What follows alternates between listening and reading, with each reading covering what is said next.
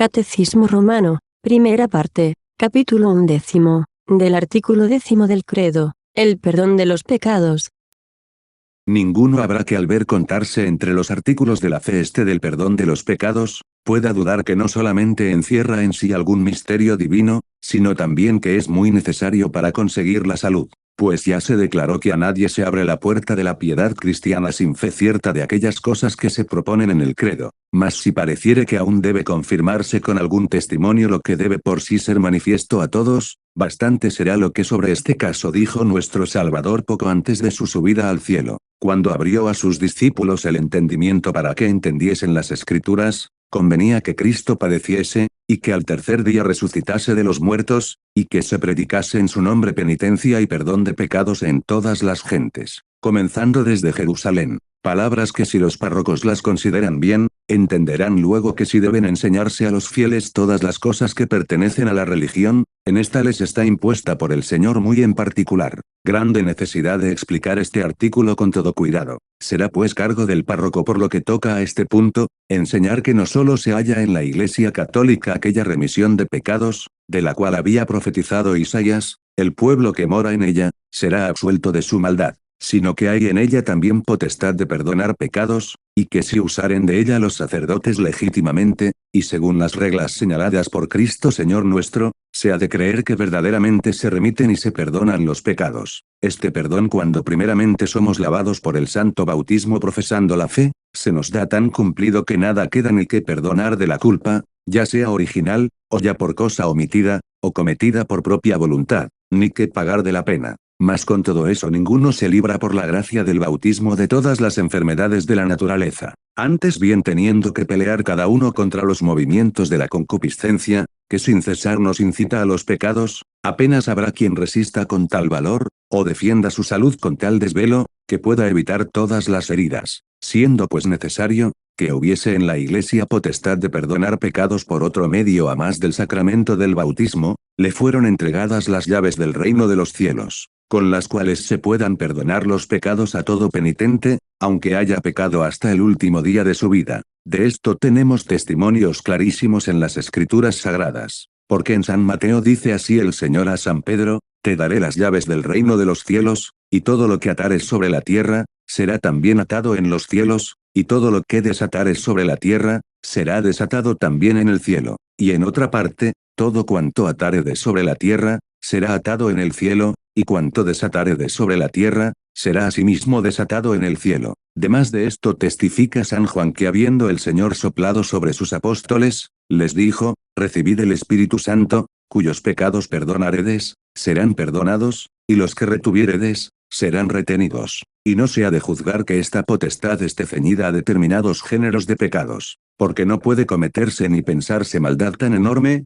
que no tenga la Iglesia poder para perdonarla, como tampoco hay hombre tan perdido y malvado, que si verdaderamente le pesa de sus hierros, no haya esperanza cierta del perdón, ni está tampoco esta misma potestad limitada y ceñida a tiempo alguno determinado, porque en cualquier hora que el pecador quisiere volver a la salud, será bien recibido, como lo enseñó nuestro Salvador cuando preguntándole el príncipe de los apóstoles, que hasta cuántas veces se había de perdonar a los pecadores, si acaso hasta 7, respondió: no 7 sino hasta 70 veces 7. Pero si atendemos a los ministros de esta potestad divina, se hallará que está menos ampliada, porque no concedió el Señor a todos la potestad de tan santo ministerio, sino a solos los obispos y sacerdotes. Y lo mismo se ha de decir por lo que toca al modo de usar de ella, porque solo se pueden perdonar los pecados por los sacramentos, si se guarda su forma. De otra manera no fue dado a la Iglesia derecho ninguno, para absolver de pecados. Y de aquí se sigue que así los sacerdotes, como los sacramentos vienen a ser en orden a perdonar pecados,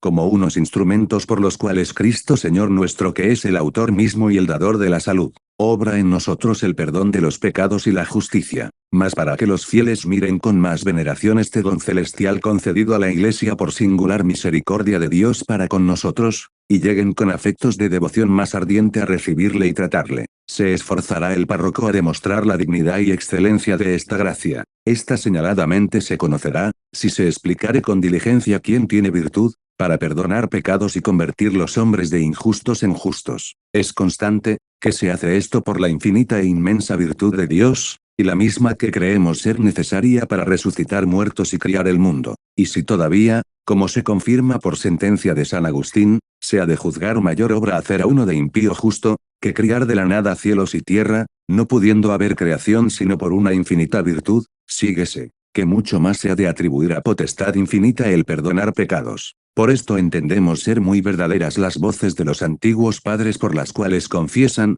que solo Dios perdona los pecados de los hombres, y que una obra tan maravillosa no se ha de atribuir a otro autor que a su suma bondad y poder. Yo soy, dice el mismo Señor por el profeta, yo mismo soy, el que borro tus maldades por mí. Porque la razón de perdonar pecados parece ser la misma, que la que debe guardarse en el dinero que se debe. Y por esto así como ninguno sino el acreedor puede perdonar la deuda, estando a solo Dios obligados por las culpas, pues cada día pedimos, perdónanos nuestras deudas, así también es manifiesto, que por ninguno fuera de él se nos pueden perdonar los pecados. Este don verdaderamente maravilloso y divino a ninguna criatura se concedió, antes de hacerse Dios hombre. Cristo Salvador nuestro fue el primero, que siendo el mismo verdadero Dios, recibió en cuanto hombre este don de su Padre Celestial. Porque sepáis, dijo, que el Hijo del Hombre tiene potestad en la tierra de perdonar pecados, dice al paralítico, levántate, toma tu cama y vete a tu casa. Habiéndose pues hecho hombre para perdonar los pecados de los hombres, antes de subirse al cielo a sentarse allí a la diestra de Dios para siempre,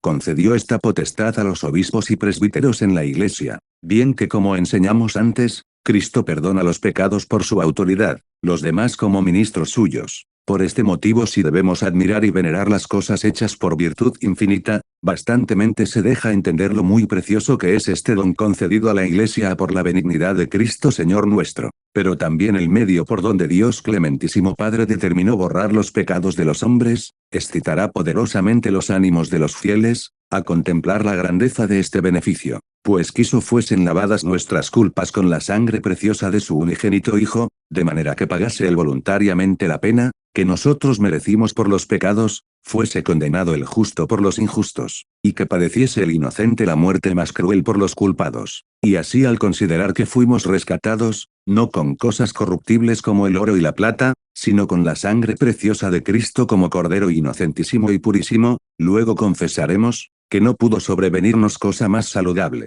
que esta potestad de perdonar pecados, la cual descubre la inexplicable providencia de Dios, y la suma caridad con que nos ama. Y de esta consideración es necesario que perciban todos grandísimo fruto, porque el que ofende a Dios con algún pecado mortal, al punto pierde los merecimientos que consiguió por la muerte y por la cruz de Cristo, y absolutamente se le prohíbe la puerta del paraíso, que estando antes cerrada, la abrió para todos nuestro Salvador por su pasión. Al acordarnos de esto es preciso nos ponga en gran cuidado la consideración de la miseria humana. Pero si luego volvemos los ojos a esta maravillosa potestad que divinamente fue dada a la Iglesia, y confortados con la fe de este artículo creemos la facultad que se ofrece a cada uno, de que pueda ayudado con la divina gracia, ser restituido al estado de su dignidad antigua, no podemos menos entonces de regocijarnos con sumo gozo y alegría, y de dar a Dios inmortales gracias. Y por cierto si suelen parecer agradables y gustosas las medicinas que compone el arte e industria de los médicos, cuando adolecemos de alguna grave enfermedad,